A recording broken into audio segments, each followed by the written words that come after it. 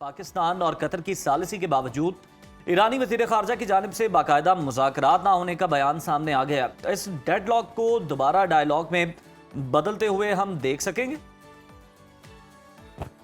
जी हाँ, देखें जिस तरीके से 2 महीने जो MOU के थे वो तो पूरे हो गए हैं और जी। अभी ऐसा बज़ाहिर कोई ऐसी बातचीत भी नहीं हो रही कि उसको एक्सटेंशन की बात नहीं हुई है।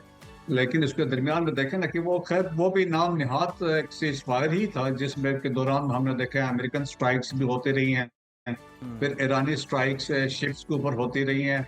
और अभी जिस तरीके से कि we can see there is a strategic shift है।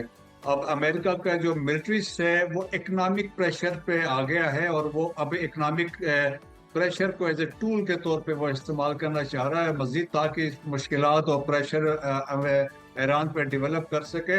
और दैट्स वाई आप देखें कि यहाँ बातचीत तो खैर होती जो है कि बिहाइंड द सीन अभी न्यूयॉर्क टाइम्स ने ये भी रिपोर्ट किया है कि प्रेसिडेंट ट्रम्प के जो एडमिनिस्ट्रेशन थे देवर इन कम्युनिकेशन विद द पासदारान के साथ थ्रू दी इराकी कुर्दिस्तान के प्रेसिडेंट थे मसूद बरजानी थे, जो वो he was instrumental in communicating, उनके बातचीत को कम्युनिकेट करवा रहा था। सो कहीं ना कहीं से बैक डोर इनके आपस में राब्ते भी रहे, डिस्पाइट कि फ्रंट के ऊपर पाकिस्तान जो लीडिंग मीडिएटर था और इसके अलावा Pakistan was being held by Türkiye या कतर की तरफ से भी वहाँ बातचीत चल रही थी। जो बड़ा मुद्दा जो था उस वक्त था वो तो स्ट्रेट ऑफ हॉर्मुज़ की ओपनिंग के सिलसिले में था। उसमें ऑलरेडी एक अंडरस्टैंडिंग हो चुकी है, बताया जा रहा है, बिटवीन ओमान एंड ईरान, जिसमें उन्होंने फ्यूचर में मैकेनिज्म एक डेवलप किया है with while taking on board the GCC countries. तो एक ऑप्शन इसमें अब ये भी बनती है, सिंस दे हैव आस्क्ड कि जी इससे पहले कि हम स्ट्रेट ऑफ हॉर्मुज़ को खोले, ईरानीज कह रहे हैं कि आप हमारी ये 6 डिमांड्स पूरे करें, सैंक्शंस को लिफ्ट कर दें, एसेट जो फ्रीज है अनफ्रीज कर दें, ब्लॉकेट हटा दें और इस तरह बहुत सारी चीज़ें हैं। लेकिन अभी ये है जो हो सकता है कि कुछ ना कुछ रिलैक्सेशन दरमियान में अमेरिका की तरफ से कोई चीज़ हो सकती है, but at the same time वो प्रेशर भी वो बिल्ड करना चाहेंगे। और उस प्रेशर में ये वो चाह रहे हैं कि इकोनॉमिक प्रेशर में कुछ बैंक्स हैं, स्पेशली जो चाइनीज बैंक्स हैं या हांगकांग बेस्ड बैंक्स हैं, उन पर वो पाबंदियां लगाना चाहते हैं, क्योंकि 80% ऑयल जो है चाइना ईरान से लेता है। और लास्ट ईयर इंटरेस्टिंग एक जो अभी डिटेल्स आई है कि 2024 में ईरान ने जो अपने जो आजकल जो तेल बेचता है वो युआन में बेचता है, लेकिन 2024 में $43 बिलियन का तेल बेचा। That is massive. Despite all दो सैंक्शंस, मुश्किलात के बावजूद जब $43 बिलियन की आपकी इनकम होती है तो मेरे ख्याल में वो क्लॉसल है। तो उसके बावजूद थिंग्स आप समझ ले कि वो थी। अब वो क्या कोशिश कर रहे हैं कि इसको मजीद मुश्किल बना रहे हैं और फिर क्रिप्टो करेंसी के जरिए पेमेंट्स हो रही हैं। तो अब रिसेंटली ये भी इतलात आ रही कि $500 बिलियन की क्रिप्टो करेंसी को भी इन्होंने फ्रीज कर दिया है, ताकि वो कहते हैं फिर लैंड ब्लॉकेट भी चाहते हैं, क्योंकि ईरान के बॉर्डर 7 ममालिक से मिलते हैं, तो ताकि वो चाहते हैं वहां से भी इनको कोई एक्सेस ना मिले। सो बहुत सारे ऑप्शंस पे वर्क कर रहे हैं, बहुत सारे लेकिन ऑप्शंस अल्टीमेटली पर आप गौर देखेंगे तो कर रहे हैं। अब देखना ये भी है कि साथ साथ अगर खलीजी रियासतों की जानिब हम देखें तो अपनी सरजमीन पर अमरीकी फौजी अड्डों की मौजूदगी का वो असर जायजा लेना जो है उन्होंने शुरू कर दिया है। और वाशिंगटन की मशरिक़ वस्ता पॉलिसी की कितनी बड़ी नाकामी है, ये आपको क्या लगता है? जी हाँ, देखिए ये तो बहुत है, वो लोग तो यही कहते हैं ना, जब अपने बेसिस का आप दिफा नहीं कर सकें जी जी। तो फिर आप और दूसरों को क्या प्रोटेक्ट करेंगे। GCC कंट्री जिसका आपकी you took over the responsibility, petrol dollars का क्या कंसेप्ट था कि आप तेल डॉलर्स में बेचे, हम आपको सिक्योरिटी देंगे, वो भी नहीं कर सकें। तो और इसके अलावा आप देखें ना कि जो इनका जहाज था USS इब्राहिम लिंकन जो था, और जिसके हालात वाकयात अब रिपोर्ट हो रहे हैं, क्योंकि वहां पे वो लॉजिस्टिक्स भी नहीं रह सके, क्योंकि फिफ्थ फ्लीट जो बहरीन में था जंग के शुरू में उनको उड़ा दिया गया था। तो उस हिसाब से देखा जाए तो that's why out of 17 basis जो इनके GCC कंट्रीज में थे, 16 were almost 80% they were damaged. फिर GCC कंट्रीज को ये प्रोटेक्ट नहीं कर सके, इंटरसेप्टर्स की शॉर्टेज हो गई, तो अब रियलाइजेशन हुई। दैट्स वाई आप देखें कि ये मक्का जो एग्रीमेंट हुआ है, कलेक्टिव सिक्योरिटी जो अलायंस हुआ है, अमेरिका प्रेसिडेंट ट्रम्प ने उसको अब इंडोर्स कर दिया और उसको जी। अप्रिशिएट कर दिया कि बहुत अच्छा हुआ, क्योंकि दे आर एग्जिटिंग दी जो जीसीसी या गल्फ को वेस्ट एशिया से वो निकल रहा है America, but they will take some time. और जिस तरीके से अभी आप देखें आहिस्ता आहिस्ता इन्होंने अपने कुछ एसेट जॉर्डन में शिफ्ट किए थे, जहां पे मैक्सिमम अटैक इसी वजह से हो रहे थे। तो दैट्स वाई फिर एक ये भी है। और वो फिर देखें कि ईरान अमेरिका के लिए इतना प्रेशर अभी पड़ा है कि जीसीसी कंट्रीज के तरफ से वो कहते हैं भाई आप यहाँ से निकल जाएं, हमें खुद तो अपने हाल पर हमें छोड़ दें। क्योंकि जो उन्होंने अपनी एक अंपायर जो समझ ले, जो कंसेप्ट जो जीसीसी कंट्रीज था, या दुबई को देख लें, यूई को देखें, कतर को देख लें, वो तो कोलैप्स कर गया है। They will take years to recover from those जो उनको शॉक पहुंचा है।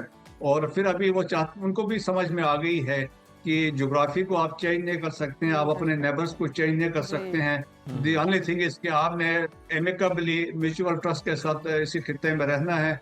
और मेरे ख्याल में Pakistan is the only option है जिसके पाकिस्तान चाहता है कि इन सब में एक म्यूचुअल रेस्पेक्ट होनी चाहिए, पीस एंड स्टेबिलिटी होनी चाहिए। और वो चाहते हैं कि मुस्लिम्स आपस में लड़े ना, और कहीं इजराइल को हम मौका ना दें, और ताकि ये आपस में लड़े। बिल्कुल सही ब्रिगेडियर साहब। दूसरी तरफ हम डोनाल्ड ट्रंप जहां पर मक्का मुआहदे को इंडोर्स कर रहे हैं, वहीं पर उनकी जानिब से नेटो इत्तेहादियों को जो सवालनामा भेजा गया है, दिफाई खरीदारियों की रसीदें मांगना, नेटो के इत्तेहाद पर क्या असर डालेगा? देखें जी, बिल्कुल अभी क्लैरिटी आ गई है कि जो आप देखें ना, अगर नेटो था तो नेटो का क्या मकसद था? Attack on one country means attack on all countries. So जब ये जंग हुई है अमेरिका के ईरान के साथ, तो उसमें तो कोई नेटो का मुल्क नहीं आया सामने, दे रिफ्यूज्ड। सो इसमें स्पेन तो लीडिंग था, उन्होंने कहा भाई आपकी जहाज भी यहाँ से ना गुजरे। वो इतना बड़ा स्टैंड था। दैट्स व्हाई ट्रम्प ने कहा कि भाई पैसा हम खर्च कर रहे हैं, हम आपको प्रोटेक्ट कर रहे हैं रशिया से, और इसके बावजूद आप हमें सपोर्ट नहीं कर रहे हैं। सो क्रेडिबिलिटी पर तो उसने ऑलरेडी क्वेश्चन रेज कर दिए थे नेटो के। तो अभी भी इसीलिए उन्होंने एक और सवाल उन पर रेज किया। दैट्स व्हाई आप देखें, जब नेटो ये नहीं कर सका, और तुर्किया क्यों समझते इस अलायंस में आया है, वो समझते हैं कि कल इसराइल अगर तुर्किया पे हमला करता है, आपके ख्याल में ये नेटो तुर्किया को सपोर्ट करेंगे? कोई नहीं करेगा। सो दैट्स व्हाई ये जो क्रेडिबिलिटी है इस नेटो की, या पास में सीटो था, सेंटो था, इस तरह के थे, ये कभी ये चले नहीं हैं। पास में अब हमने देखा है चले, जब पिछले जंगें हुई, इराक की जंग हुई है, उसमें कोलिशन थे, या अफगानिस्तान में एक था, जब उसमें एक सबका इंटरेस्ट था तो उस वक्त आए थे, लेकिन उसके बाद तो हमने नहीं देखा। सो क्रेडिबिलिटी अभी हाथ से निकल रही है। और अभी आप देखें ना कि अभी सिर्फ कोरिया में डेवलपमेंट्स हम देख रहे हैं, आपके ख्याल में नेटो कहीं स्टैंड लेगा? बिल्कुल नहीं लेगा नेटो, क्योंकि इस जंग में किसी जंग में वो इन्वॉल्व नहीं होंगे।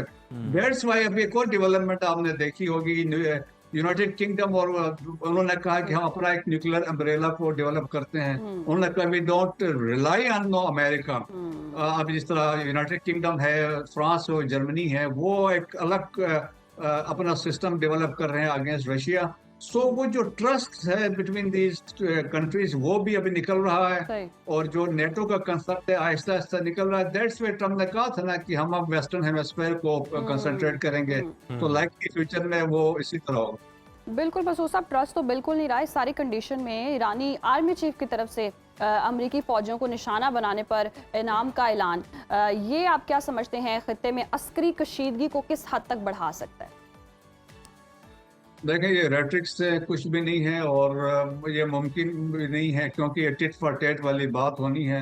और ये बड़ा मुश्किल है, क्योंकि आप देखें कि हमने पास में भी देखा है कि जिस तरह अल-कुद्स के जो कमांडर्स थे, कासिम सुलेमानी हमारे सामने एक मिसाल है, जिस तरह उनको ट्रैक किया गया और उनको एलिमिनेट किया गया। या अब रिसेंटली जो लेबनान में हसन नसरुल्लाह हमारे सामने मिसाल है। तो फिर इस तरह होगा तो फिर ये फिर टारगेट किलिंग्स वाकयात हो सकते हैं, जो बहुत डेंजरस है। और फिर अमेरिकन ऐसे कोई ऑप्शन या कोई मौका भी नहीं देंगे जहां पे उनको कोई बंदा पकड़ा जाए, क्योंकि पकड़ा जाता है तो अमेरिका में बड़ा प्रेशर ट्रम्प पे डेवलप होगा। ऑलरेडी बहुत बड़ा प्रेशर ट्रम्प के ऊपर प्रेशर है, तो वैसे वो कोशिश नहीं होगी। लेकिन अभी तो देखें, ग्राउंड फोर्सेस तो अभी कहीं पे भी नहीं है। सिर्फ वो भी मिडिल ईस्ट में अगर है तो वो जीसीसी कंट्रीज के अंदर कहीं पे उनके प्रेजेंस है, तो वो तो फिजिकली चांसेस नहीं है कि कोई ऐसा कुछ कर सके। बिल्कुल बूट्स ऑन ग्राउंड के दावे ही हैं, लेकिन अभी तक अमली तौर पर ऐसा कुछ नहीं है। ब्रिगेडियर साहब, लास्टली ये कमेंट कर दें कि पासदार इनकलाब का ये दावा करना कि उनका 85% जो फ़ज़ाई दिफाई पैदावारी निज़ाम है बड़ा महफूज है, लेकिन दूसरी तरफ मसूद पेजिशकियान जो अवामी मुश्किलात का जिक्र कर रहे हैं, जो मुल्क को दरपेश मौशी मुश्किलात है उनकी बात कर रहे हैं, तो लग रहा है कि तासुर ये मिल रहा है कि शायद कोई रिफ्ट है और मसूद पेजिशकियान जो है वो मुस्ताफ़ी भी हो सकते हैं। चल क्या रहा है? जी हाँ, बिल्कुल देखें कि टोटल जो कंट्रोल है अभी ईरान के अंदर, the country is being run by IRGC। जी। और IRGC के जो जिस तरह रिसेंटली जो कमांडर्स प्रमोट हुए हैं, जो टॉप हार्ड लाइनर्स थे जो आयतुल्लाह ने प्रमोट किए हैं, वो बेसिकली वो रन कर रहे हैं। और फिर आज देखें अहमद वाहिदी है जो ओवरऑल जो IRGC के कमांडर है, पावर्स उनके पास हैं। और बाकी तो देखें ना कि ये प्रेसिडेंट जो है, फॉरेन मिनिस्टर है, ये तो नॉमिनल है। इवन जो देखें कि कालीबाफ जो है is a farmer IRGC commander है, लेकिन सिंस ही इज रिटायर्ड तो उसकी भी वो हैसियत, वो उसकी बात सुनी नहीं जाती है। सो देयरफॉर वो कहते हैं it is the IRGC generals who are controlling Iran. और फिर ईरान में ये भी है कि वो जो इकोनॉमी है, वो 50% इकोनॉमी ईरान की जो है वो भी IRGC के पास है। इवन वो यहाँ तक बता रहे हैं कि डिस्पाइट ऑल दोज डिफिकल्टीज, कि जो सिस्टम ईरान के अंदर IRGC ने डेवलप किया है वो अभी भी ईरान को सेल्फ सस्टेन रख सकते हैं। और इवन वो यहाँ तक है कि वो कहते हैं कि स्मगलिंग के जितने रूट्स हैं जिसमें वो चीज़ें मैनेज करते हैं, जो इंपोर्ट एक्सपोर्ट है, वो हद तक उनके पास कंट्रोल है। सो लेकिन दैट्स वाई आप देखें ना, जब $43 बिलियन का आप तेल बेच सकते हैं despite all the sanction and restriction, तो मतलब इसका मतलब है चीजें जारी है। बट स्टिल ये है कि देयर आर फैक्शंस हैं, बहुत सारे ग्रुप्स हैं।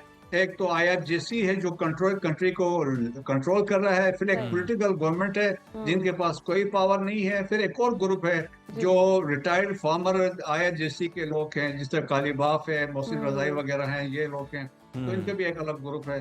तो एक फैक्शनल डिवीजन है, इसलिए लोगों की असेसमेंट ये है। बिल्कुल कल बिल्कुल, यहाँ ये पे डिवीजन की हालात वजह से अगर ये जंग असेसमेंट में ये है। बहुत शुक्रिया मसूद साहब आपके वक्त का।